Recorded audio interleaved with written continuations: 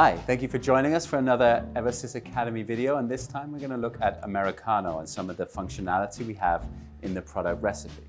So again, we're going to look at the Cameo, and we're going to go straight into the menu system. So we've got Americano here. And once we're in there, again, we'll go to the products and key settings and go straight to our Americano button. Now, when we look at this Americano, we can see that it's using the right-hand grinder and it's set to the same extraction recipe being controlled by the ETC. So that's all good. We have additional functionality that we might want to adjust when we're setting up our Americano. Our water quantity and our cake thickness are the same as the espresso that we're using as the base. But we're going to scroll through and we get to hot water, where we've got 75 ticks. We've got an Americano sequence, which is going to control whether water comes before coffee or vice versa.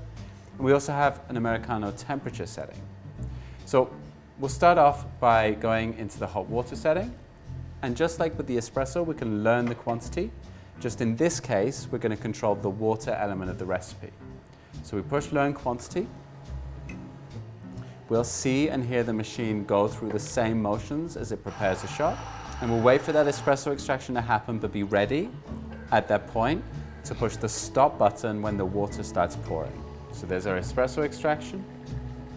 And we'll see the hot water dispense from just behind the coffee once the extraction is complete.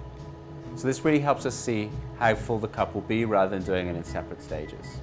Now that extraction is complete, the water is pouring, and I'm just watching the fill line, and I'm going to stop about there. And if I've gone a little higher than I would hope, I just wait for that tick number to come up and I can drop it down. So I'm going to set that to 80. That feels like a good number based on how full this cup is. And that's not the only adjustment we can make. We can change the appearance. So coffee followed by water is going to give us a pretty flat coffee. If we do with water and then coffee, we'll get much more of that crema. It won't last as long, but they can look really beautiful. Americano temperature, we've got warm or cold. We're going to leave this at warm. And then we've got water temperature. And this is an optional upgrade. It's there on some of the machines. We can set the temperature by mixing cold water and hot water with a separate valve. So if we're finding that our Americanos are just too hot to drink or a little bit cool, we can push those up and down. I'm going to set that at 75 degrees. So it's going to be certainly hot when the customer receives it, but not so hot that they'll burn their tongue.